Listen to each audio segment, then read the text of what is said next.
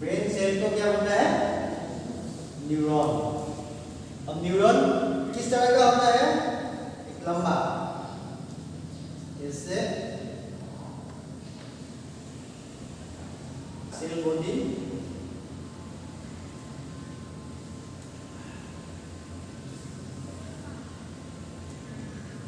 Neurons सबसे लंबा cell होता है शरीर का, लॉन्गेस्ट सेल।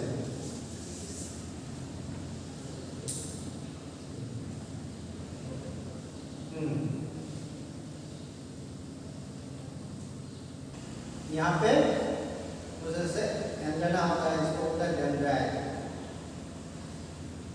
ये होता है सेल बॉडी, इसको बोलता है सेल बॉडी या सोमा। फिर इसको बोलता है एक्सॉन।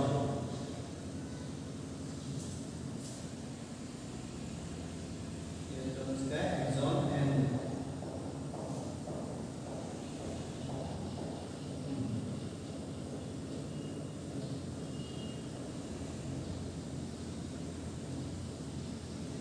एक्सॉन में ऐसे ऐसे कुछ इंसुलेशन होता है, इसको बोलता है माइलिन, माइलिन सेल।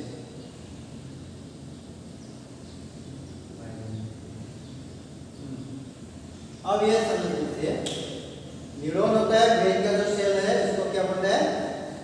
न्यूरॉन।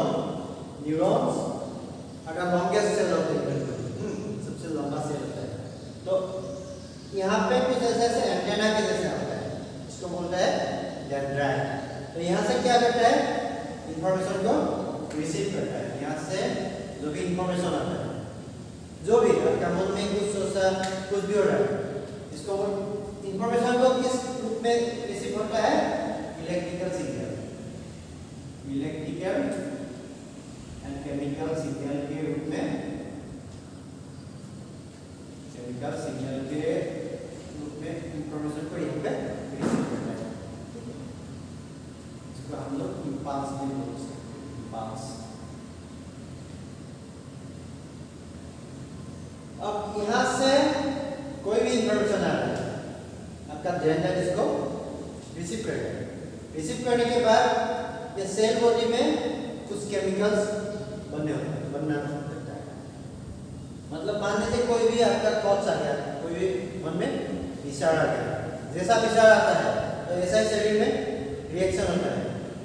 तो रिएक्शन के लिए मतलब जो केमिकल्स है वो कहाँ बनेगा? यहाँ पे न्यूरॉन के सेल बॉडी। तब बनने के बाद इसको यहाँ से यहाँ तक लेके जाना होता है। तो जिस चीज से लेके जाता है इसको बोलता है न्यूरो ट्रांसमीटर,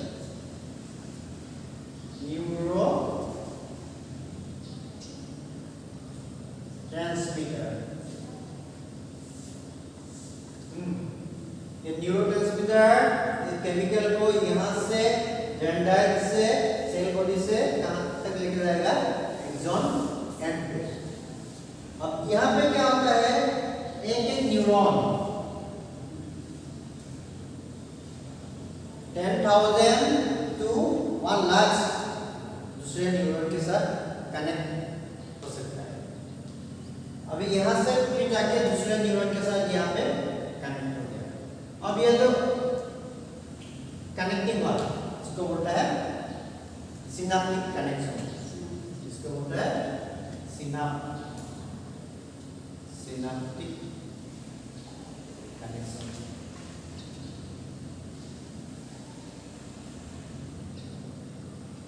यहाँ से कनेक्ट हुआ, फिर यहाँ से पूरे शरीर में वो फैल जाता है। अब ये जो लेके जाते हैं इसको बोलते हैं न्यूरो ट्रांसमीटर, हार्मोन्स। इससे बहुत सारा न्यूरो ट्रांसमीटर होता है। तो न्यूरो ट्रांसमीटर का काम क्या करता है? ट्रांसमिट करना, मैसेज को कैरी करके ले जाना। तब जो भी इंपल्स आ रहा है यहाँ पे, और यहाँ पे अलग अलग तरह का न्यूरो ट्रांसमीटर निकलता है, जैसे कि डोपामिन, नाम सुना होगा आप लोगों ने, डोपामिन, ऑक्सीटोसिन, सेरोटोनिन, एंडोर्फिन, ये सब होता है न्यूरो ट्रांसमीटर, अलग अलग काम के साथ कनेक्टेड है। डोपामिन का सिक्रेशन कम होने से शरीर में बहुत तरह का रोग होता है, पार्किंसन, डिमेंशिया बहुत होता है। ऑक्सीटोसिन इसको बोलते हैं लव का हार्मोन। आपका मन में किसी लड़की को देख के यहाँ से अच्छा फीलिंग्स आया, यहाँ से अच्छा फीलिंग्स आया, यहाँ पे ऑक्सीटोसिन हार्मोन्स बनने लगेगा, फिर यहाँ निकल जाएगा, यहाँ से लेके आपके हार्ट में जाएगा, फिर मुंह से निकलेगा आगे। ब्रेन में दो चीज होता है, एक को बोलते हैं ग्रे मैटर, एक को बोलता है व्हाइट मैटर। आप लोग इसका नाम सुनेंगे, ग्रे मैटर और व्हाइट मैटर।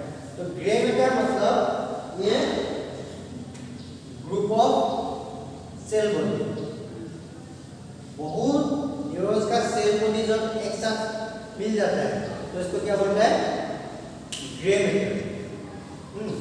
ये जो माथा सेल बॉडी यानी कि सोमा एक साथ मिल जाता है तो इसको देखने से कैसा लगता है, ग्रे कलर का, तो इसलिए इसको क्या बोलते हैं, grey matter.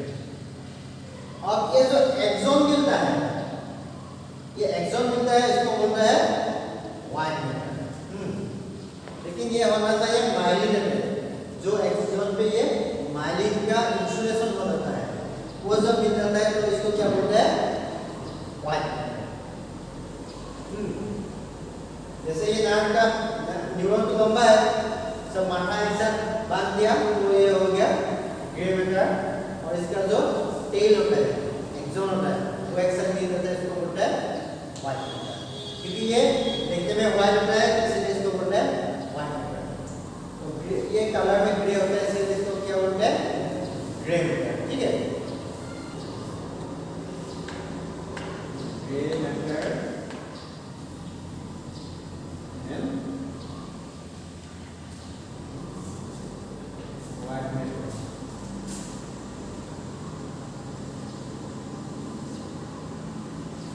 Gray matter means group of cell bodies.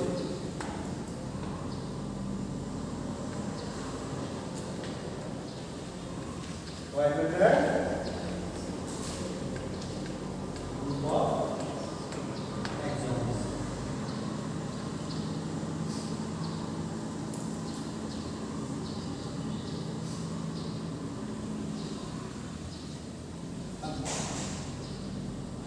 यहाँ पे ग्रे मैटर का काम क्या होता है, प्रोसेसिंग,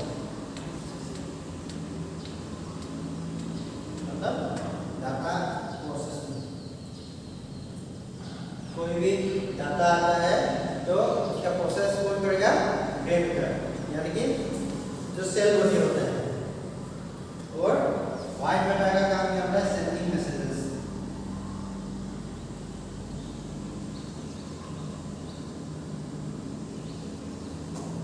एक से एक जगह सिग्नल को जाने का काम कौन करेगा, व्हाइट मैटर। ग्रे मैटर क्या करता है, डाटा को प्रोसेस करता है। अब ग्रे मैटर में क्या रहता है, एक होता है आपका ग्लियल सेल, ग्लियल सेल।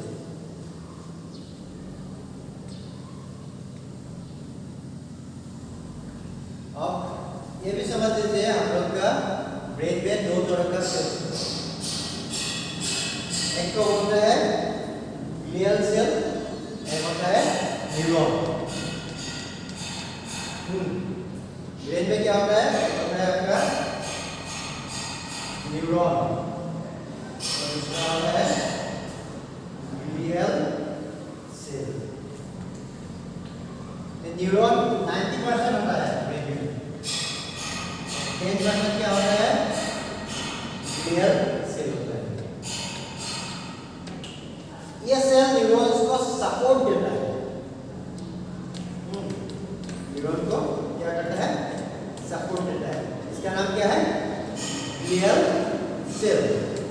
तब ये ग्रे मैटर में क्या क्या रहता है, एक रहता है ग्लियल सेल। दूसरा होता है unmyelinated axon.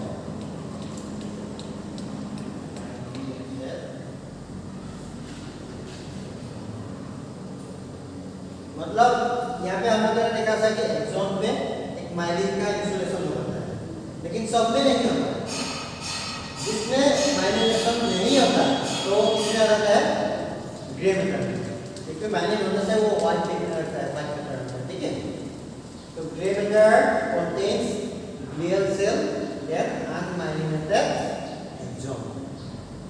Again, grey matter कितना होता है? इसमें 40%, व्हाइट मैटर 60%। तो यहाँ पे क्या होता है?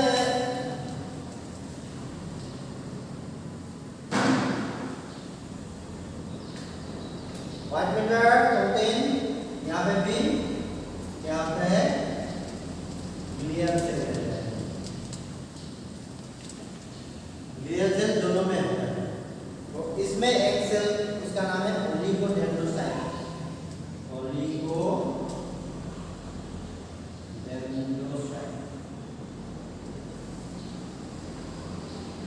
ये ओलिगोडेंड्रोसाइट ये माइलिन को बनाता है।